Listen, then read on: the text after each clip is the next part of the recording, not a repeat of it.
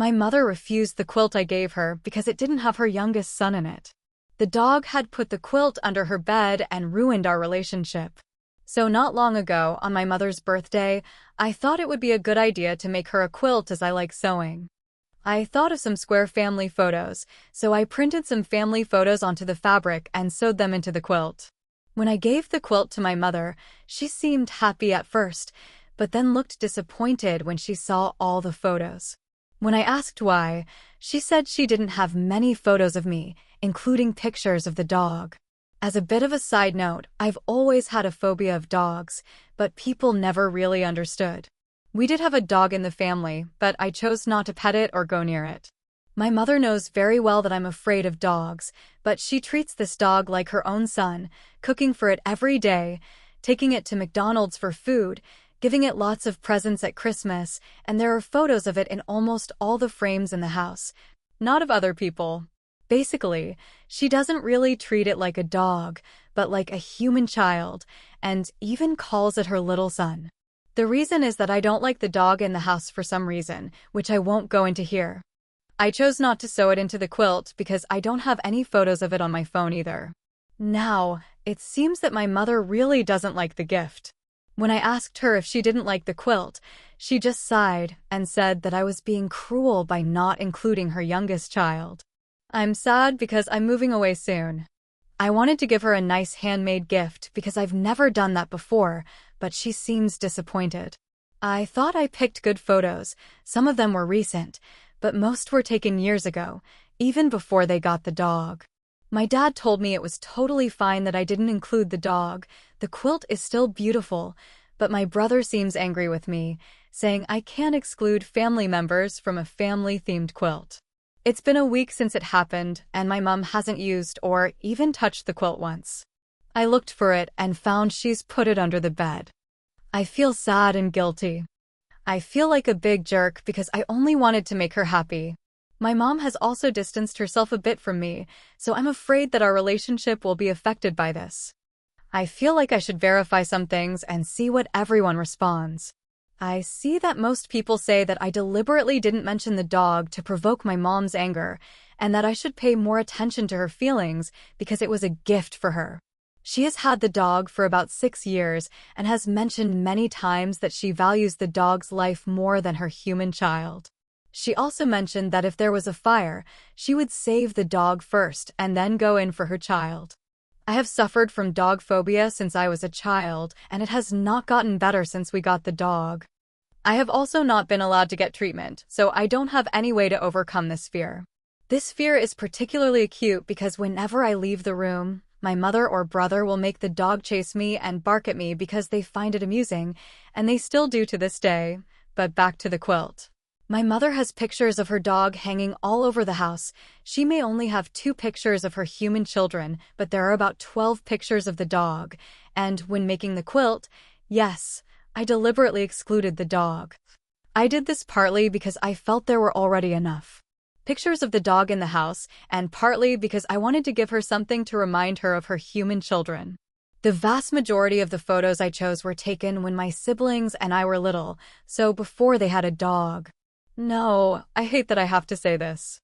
I don't hurt dogs, and I don't want to hurt dogs, as some people seem to think.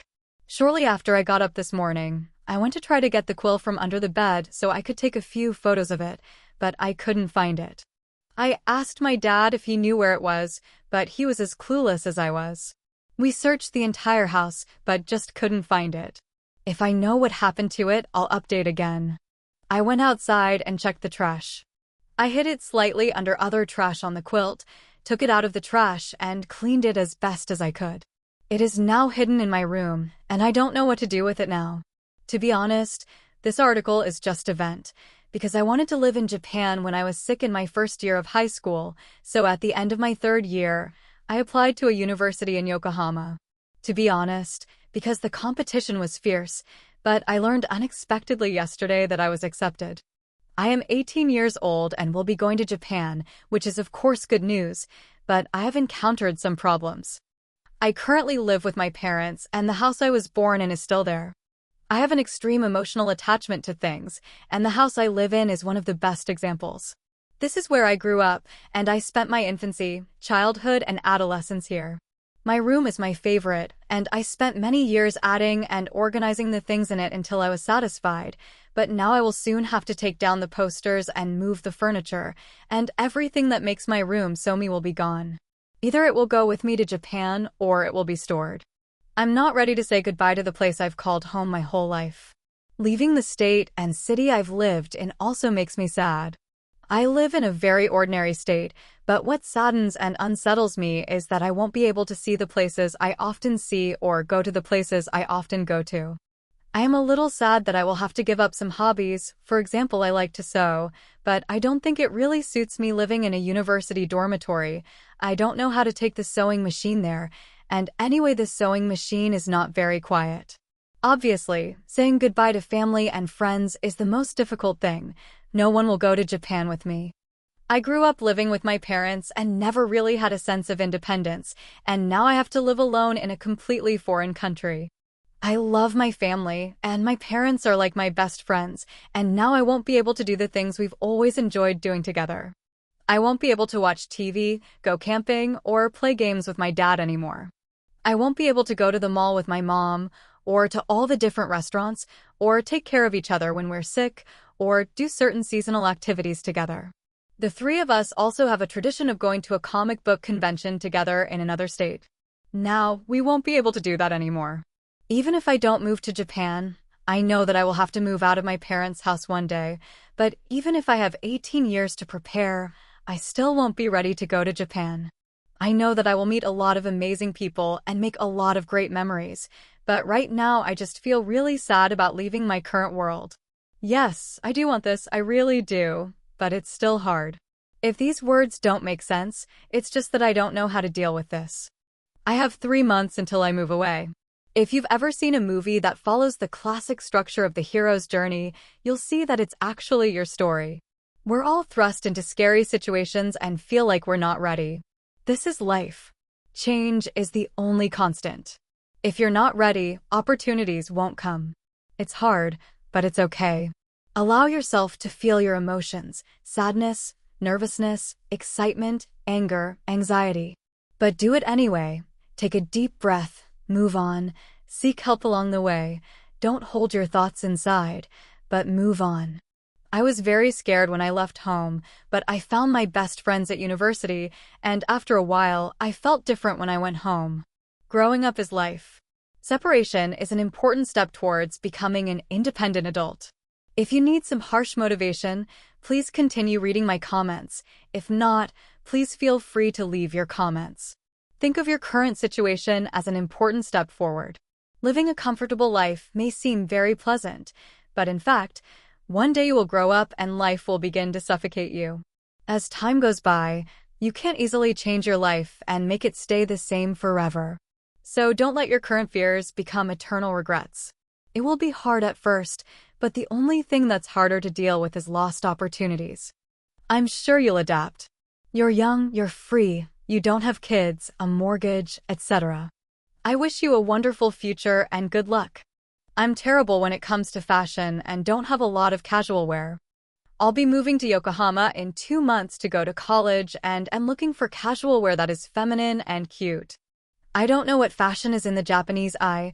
I just want something simple and cute, not a sweater with Japanese writing or anything. If this helps, I'm a woman of short stature with long light brown hair and blue eyes. I also like skirts, so any ideas would be great. It would be best if the clothes could be found on Amazon. Long skirts are very popular in the Tokyo area, and you can go to GU or Uni, where you can easily find a lot of cute things and order them online.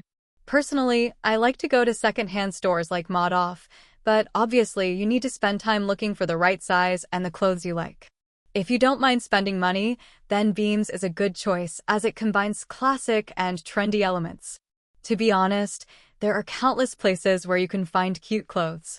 Generally speaking, women here tend to wear larger and looser clothes, but this is a huge metropolitan area, so almost anything can be worn.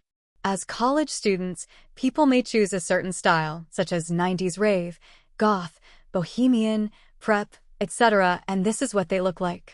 Ever since I was little, I wanted to study abroad, so I applied to a university in Japan. I went through 2 selection processes and was finally accepted. I'm both excited and nervous because it's the first time I'll be living away from my family. I'll be moving out of my parents' house and living in a dormitory in Japan. 2 months from now. Will you only speak Japanese? The course I'm taking is for English speakers, but there will also be Japanese lessons. How long do you plan to stay there? Is it the whole study program or just 1 semester? What made you decide to go to Japan? I will be spending all 4 years of high school there. I took Japanese classes and learned a lot about Japan and its culture. I also visited Japan as part of a school trip at the end of my junior year and fell in love with it quickly. Congratulations, and I pray for your new journey. Doing something that many people don't have the courage to do at that age, including me. I'm sure it will be a bit lonely at first, but remember that it's all for a reason and to enrich your life. Although I don't know you, I am incredibly proud of you. My question is, are you nervous? You've studied Japanese hard, and do you feel like you'll have a hard time adjusting to Japanese culture? Are you feeling nervous? I've been thinking about learning a little Japanese too, because my partner loves Japanese culture, but Japanese does seem intimidating. Thank you so much. Japanese does seem intimidating, and even after 4 years of studying, I haven't really mastered it, but I think being in Japan, surrounded by people who speak Japanese, will really help me get used to speaking it. I'm not sure how I'll adapt to Japanese culture, but I'm not too worried. The scariest thing is that I'll be living alone in another country, but I'm sure I'll make friends at my new school quickly. Congratulations. I'd much rather have attended AMA after a few months at university, but anyway, Japan is a country I visited last year, and I wouldn't hesitate to go again. The admissions process was fantastic. How would you compare it to Harvard or Cambridge? I don't really know what the admissions process is like at Harvard or Cambridge, but for me, I had to fill out an application form, write a personal statement and essay, and participate in a 30-minute live Zoom interview with 5 members of the university staff. The acceptance rate at the school I got into was about 30%. The interviewer just said congratulations and that was it. Now, about the second story, my brother tried to poison my mom, girlfriend, and detailed a plan to kill us, but my mom still favors him. I'm 25 and recently had a conflict with my mom, who is 47, after Christmas, and I'm a little unsure if my reaction was too much. Backstory: my mom divorced my stepdad 5 years ago and moved in with her partner, Jessica. I was in college at the time, but my younger brother also moved in with my mom because my stepdad was found to be abusing me and had untreated military PTSD, which was dangerous for him. The divorce, I think, exacerbated many of my brother's problems, and he started doing poorly in school and having problems with other kids. During this time, we found out that he had developed a serious porn addiction, chatting online with adult men, and trying to steal credit cards and money to buy access to different chat sites. We also found out that he had cut himself, stolen Jessica's medication, such as Xanax and promethazine. My mom, stepdad, and Jessica worked together to help him get treatment, taking him to different specialists and finally sending him to a psychiatric hospital for about 3 months. We took turns visiting him and trying to make him feel comfortable while he was gone. After he came back, things got better for a while, but the problems came back. First, he lied to his friends, saying that we had abused him so much that his parents contacted our mom and stepdad, claiming that he was being abused. Then he lied to the doctor and actually called Child Protection Services. The case was dropped because he claimed that he was beaten every day, not fed enough, and had nowhere to sleep. Imagine the look on the face of the caseworker when she walked into his well-appointed room with a small fridge, an expensive gaming system, designer clothes, and a fully stocked kitchen. It didn't help that no one interviewed knew the specific incident he claimed to have happened after the case was dropped. He started trying to turn my mom and stepfather against each other. He stopped visiting him and claimed it was because my mom wouldn't let him. Then I would tell my mom that my stepfather said bad things about her and wouldn't speak to my brother because he was gay. He even lied to my mom and said our aunt and uncle threatened to beat him up because he was gay. None of this was true, as he eventually admitted. Then he tried to create a rift between my mother and Jessica, but by then their trust in him had already vanished, so when that plan didn't work, he tried to poison Jessica by putting pills in her food. It didn't work because she found the food had bubbles in it and tasted like soap, so she threw it up, and he finally admitted it. At this point, my mother, who was at her wit's end, started punishing him in different ways. She started to cancel leisure and extracurricular activities, no longer allowed him to play Xbox or Nintendo Switch, and no longer arranged interesting trips for the weekends. He went to and from school every day, and his life basically remained unchanged. He did something, then received some kind of punishment. He behaved well, then started doing things wrong again and received punishment. Last year, when he came home from school, my mother received a phone call from the school principal saying that a student had reported him for stalking and harassment. Apparently, he liked a boy, and the boy just wanted to be with him for experiments. When they broke up, my brother couldn't accept it and always found ways to find his school and harass his friends, demanding to contact the boy. The principal also said that my brother had stolen the student's hoodie. So my mom took advantage of the time when he was with his dad to search his room for the hoodie. While looking for the hoodie, she found a notebook with shocking drawings on the cover. She looked through it and found detailed plans inside on how and when to kill my mother, stepfather, Jessica, me, and the boy at school. This caused a lot of panic because apart from the fact that my mother found the notebook, he also escaped from my father's house.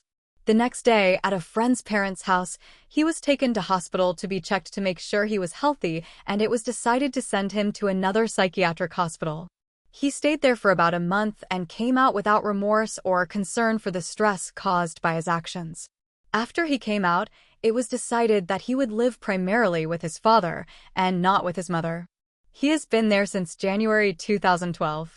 The situation is that since being with his father, my mom has been doing everything she can to get him to like her again. She wants to win his love one minute and visit him during his breaks the next. Unfortunately, he doesn't seem to want anything to do with my mother Jessica or me. A few days before Christmas, my mother suggested that he come home for Christmas, and as a result, he stayed from 8 a.m. to 8 p.m. On Christmas Day, my mother and Jessica seemed to like him, but I felt anxious and even our dog was cautious when he was around, and in fact stayed with me all day. I've been uneasy since Jessica's attempted poisoning, and I felt even worse when I found his list. He seems like a guard, and my mom invited him into a house full of women who can't protect themselves. He always had this look when he looked at me and my mom and Jessica, but when we talked about his visit, I just asked not to be alone with him, and everyone agreed, and then when he arrived, my mom and Jessica immediately started going upstairs for long periods of time, leaving me downstairs with him in the living room cooking. He was mostly silent, but kept smiling at me goofy-like and eventually started sitting on the kitchen island watching me. We ate dinner, and he was mostly silent, just staring at me or glancing at Jessica, and then he suddenly said, "I'm pansexual now, I'm dating a girl." They started talking to him about the change, but he just stared at me. Eventually, I went back upstairs to my room with my dog until his dad picked him up yesterday. My mom, Jessica, and I talked about the visit, and they spent 20 minutes talking about how happy they were to see him and how he had grown up. They realized I was silent and asked for my opinion. I said it was okay, but they kept pressing until I blurted it all out. My mom was upset with me, saying I needed to keep an open mind and that I was overreacting. She told me I should be a good sister and extend an olive branch.